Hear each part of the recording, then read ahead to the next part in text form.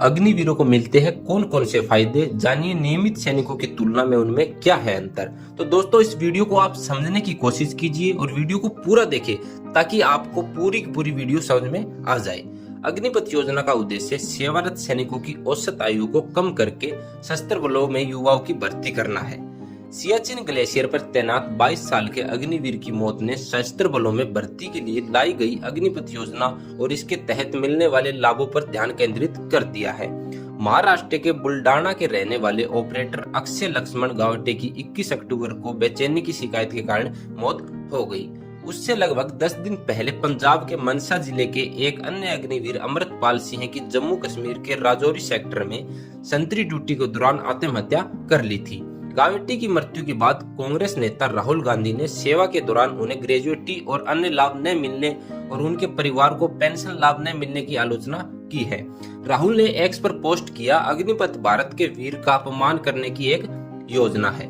अग्निपथ योजना पिछले साल 4 साल के कॉन्ट्रैक्ट पर सेना, नौसेना और भारतीय वायुसेना में भर्ती करने के लिए शुरू की गई थी।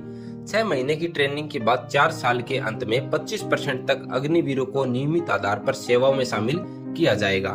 इस योजना की घोषणा तब की गई थी जब सशस्त्र बल सैनिक, नाविकों और वायु सैनिकों की भर्ती को फिर से शुरू करने पर विचार कर रहे थे। क्या कोविड-19 महामारी के कारण लगभग 2 वर्षों तक भर्तियां निलंबित रही?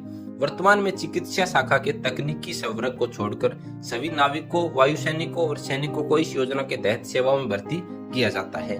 इस योजना ने भारतीय वायुसेना और नौसेना में अग्निवीरों के रूप में महिलाओं की भर्ती के लिए भी दरवाजे खोल दिए थे।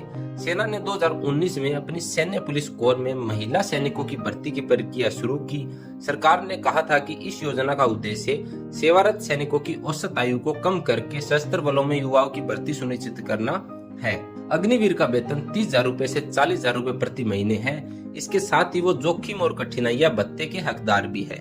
इस योजना में एक सेवा निधि अंशदायी पैकेज भी है जिसके तहत अग्निवीर अपनी मासिक परिलब्धियों का 30% योगदान करते हैं और सरकार भी उतनी ही राशि का योगदान करती है। 4 साल पूरे होने पर उन्हें पैकेज से लगभग 11,71,000 रूपए ब्याज सहित मिलेंगे और इस पर आयकर से छूट मिलेगी। ड्यूटी पर मृत्यु के मामले में उन्हें सेवा निधि पैकेज और उस अवधि के लिए पूर्ण वेतन सहित 1 करोड़ रुपए से अधिक मिलेंगे।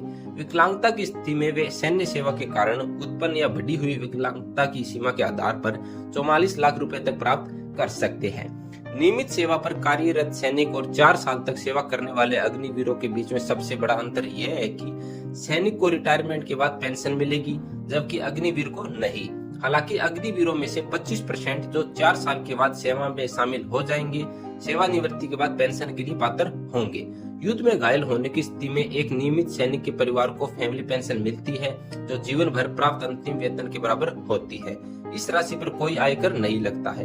अग्निवीर का परिवार केवल 48 लाख रुपए की गैर अंशदायी बीमा राशि के लिए पात्र है। एक नियमित सैनिक को प्रत्येक वर्ष की सेवा के लिए प्रति वर्ष 15 दिनों के लिए ग्रेजुएटी मिलती है और 50 लाख रुपए का बीमा कवर होता है। नियमित सेवा पर रहने वाले सैनिकों को स्नातक स्तर तक बच्चों की शिक्षा के लिए भत्ता भी मिलता है। अग्निवीरों को इनमें से कुछ भी नहीं मिलता है। सैन्य सेवा वेतन और महंगाई भत्ते को मिलाकर एक नियमित सैनिक का शुरुआती वेतन लगभग 40,000 रूपए होता है जबकि अग्निवीर का शुरुआती वेतन 30,000 रूपए होता है। तो दोस्तों ये अंतर है एक अग्निवीर सैनिक में और एक नियमित सैनिक में। तो दोस्तों आपको ये अग्निपथ स्कीम कैसी लगी? सरकार को इस स्कीम में चेंज करना चाहिए या नहीं, या फिर इस स्कीम को पूरा का पूरा बंद कर देना चाहिए? आपकी क्या राय है हमें कमेंट करके जरूर बताएं। जय हिंद, जय भारत।